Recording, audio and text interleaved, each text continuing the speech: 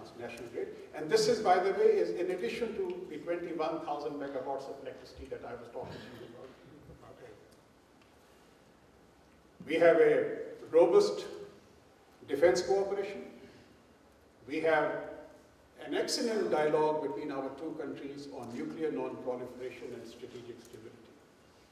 An extremely important dialogue because I'm sure that you must have seen this report and this clarification that came from the spokesman of the State Department only yesterday, in which he mentioned categorically that Pakistan's nuclear assets are in safe hands, and Pakistan has put in place effective command and control system for the safety and security of Pakistan's nuclear assets.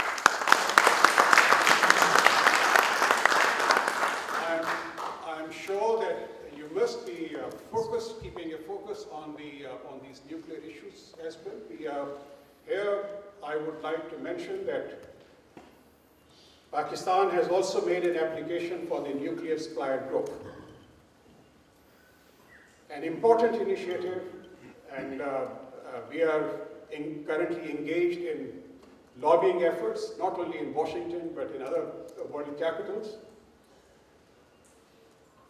putting forward our case that Pakistan more than qualifies to be a member of the nuclear supplier group. The steps which have been taken by Pakistan, whether in the realm of safety and security of Pakistan's nuclear assets are concerned, or whether adherence to the nuclear supplier group or export controls. These are the requirements in order to qualify a country to become a member of the nuclear supplier group. We fulfill the entire criteria. As a matter of fact, the steps which Pakistan has taken are being termed as better than any other country which has a comparable country, including in our neighborhood. And I have absolutely no doubt in saying that of the steps that Pakistan has taken, they match the international standards and certainly better than what they have been taken by India. So again, here I raise this issue. It's an important issue because you are all extremely influential in your own areas of jurisdiction, and in your interaction with members of the Congress, in your interaction with all influential people, you can emphasize this point that the membership of the nuclear supplier group has to be done on the basis of complete, it should be non-discriminatory, and it should be done on a criteria-based approach, and Pakistan fulfills the criteria. So that is something extremely important, and I thought that I should make this point before this August gathering. Ladies and gentlemen, we have another working group, which is Education, Science and Technology. Again, good cooperation has been undertaken under this working group. We get the largest share of Fulbright scholarships for Pakistan. Every year, we get about 150 bright Pakistani young boys and girls who come here for education. And this is a wonderful program, because when these boys and girls from all over Pakistan, you know, last year I met a girl from Pashin in Quetta. I met a boy who was from Kuchlak. You know, these are the remote areas of Pakistan.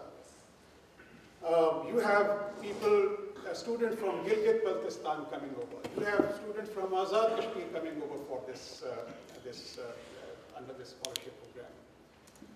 From the remote areas of Pakistan, from rural areas. And when these students, they go back to Pakistan, they act as an important, strong group between, a bridge between Pakistan and the United States of America.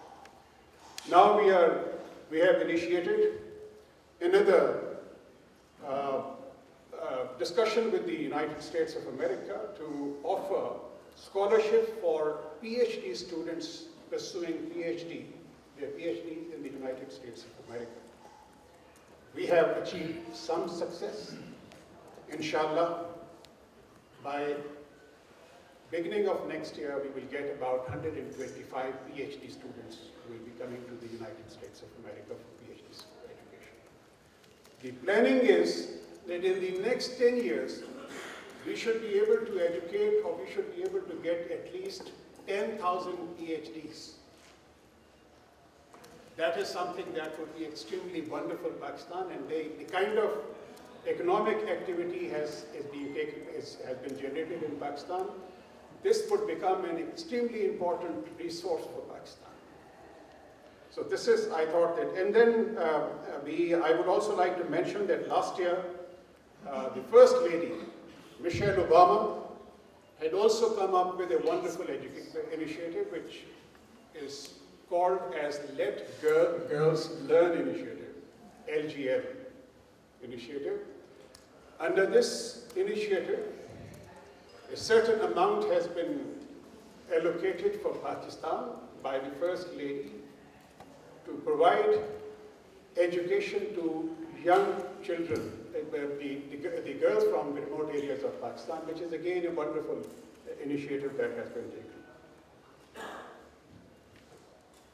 Challenges are going to be there in this relationship. But the challenges that we are faced with in respect of Pakistan-US relationship, and I think you should also be aware of those challenges, they are less in the bilateral context and more in the context of external issues. For instance, we have divergences with regard to the situation in Afghanistan. There is absolutely no doubt about it. We have also some issues that we have to discuss in respect of Pakistan-India relationship.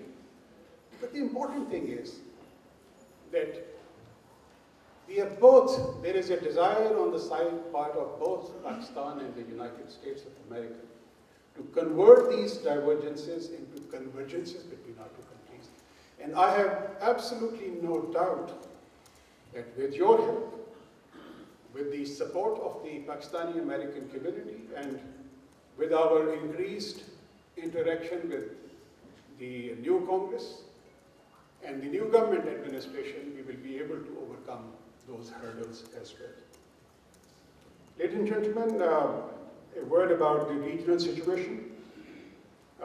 Pakistan-India relationship, an extremely challenging relationship that we have. I think the kind of, it's a very uncomfortable relationship that we have since 1947. We have had wars, we have had tensions, and there is a constant attempt to undermine Pakistan by the Indian side. Pakistan has made every effort to establish a peaceful relationship with India. We have always advocated that the best way forward is through peaceful negotiations, to sit across the table, to discuss all these issues, and to try and find solutions in accordance with international legality. I think this is a very reasonable approach that Pakistan has taken. That we need to resolve all the issues, whether it's the Jammu and Kashmir issue, which is the core issue between Pakistan and India, whether it is the Sir Creek issue, whether it is the Sir Creek issue, whether it is water issues that we have, we need to resolve these issues in accordance with international legality. But unfortunately, that is something which is not being followed by our neighbor. If you recall that Prime Minister of Pakistan, he ran his entire election campaign. And if you go back to his election campaign was, and the slogan on which he won the election was economic development through a peaceful region. For as long as you don't have peace within the region, you cannot achieve those potentials. So this is the slogan that the Prime Minister made in his election campaign, then this is the slogan on which he won the election. So accordingly, he is committed, the entire Pakistani nation is committed to a peaceful coexistence in the neighborhood. I think you're all aware that in the last 3 or 4 months now, it is the 4th month now, that there was an indigenous, spontaneous, and a widespread Kashmiri struggle, Kashmiri Intifada that started in the Indian occupied Kashmir. And the Intifada this time is being spearheaded by children, by youth, by women. And also almost everybody is engaged in this Intifada. However, the Indian response to this Intifada has been brutal force. They are trying to suppress this indigenous spontaneous struggle with brutal force. In the last, I'm sure that you're aware that there is a curfew in the Indian occupied Kashmir for the last almost 3 months, rather more than 3 months. More than 110 people, they have laid down their lives in their struggle for azadi, in their struggle for the right to self-determination. And very unfortunately, and I would request that when Dr. Shazra Mansur Ali Khan, member National Assembly, she will come here for brief remarks. She would apprise you of the kind of draconian laws which have been imposed in the Indian occupied Kashmir, the kind of repression that is going on, and the pellet gun which is being used by them. They have already blinded more than 800 people in the Indian occupied Kashmir. Thousands have been injured. And on top of it, the Indian government has imposed a complete blackout of the valley, in the sense that doctors are not being allowed to go and treat those injured people. Pakistan has offered that all those injured in the recent Kashmiri struggle, Pakistan would be happy to fly those people out for their treatment, whether those who have been blinded or those who have been injured as a result of this intifada. But recently, in order to divert attention from its reign of terror in the Indian occupied Kashmir, they have begun to level charges against Pakistan for an incident that took place in the Indian occupied Kashmir. About 3 weeks ago, there was an attack in Uri, in an area on a military base, which, from our point of view, was certainly carried out indigenously by elements who belong to the Indian occupied Kashmir. But in order to deflect attention, international attention, they're trying to put blame on Pakistan. And here, I intentionally brought up this issue because, again, we need to blunt this propaganda with the entire confidence that we have. Why? Because anybody who raises this issue that Pakistan is involved in this area, you can go back to him. You can tell him very bluntly that Pakistan has offered that international investigators should be allowed to visit Indian occupied Kashmir to investigate not only the human rights violations that are taking place in the Indian occupied Kashmir, but also this Uri incident. It is only by having international investigators that you will be able to bring out the truth behind this propaganda that will be written by India. What we are saying is that don't try and undermine Pakistan. Respond to the Kashmiri sentiments. Allow them their right to freedom. Hold a plebiscite in the Indian occupied Kashmir, because that's something that India itself had committed before the international community. They must implement the UN Security Council resolutions which call for holding of a free and fair plebiscite in the Indian occupied Kashmir. Afghanistan situation is worrisome. It has deteriorated in the last, I would say, 1 year or so. There is increased lawlessness, there is corruption, and unfortunately there is also dissensions within the government of national unity. As far as we are concerned, we are making our best efforts in order to bring about peace and stability in Afghanistan. We have deployed 200,000 troops along Pakistan-Afghanistan border to ensure peace on the border and to make sure that undesirable elements, they are taken to task and their movement is restricted.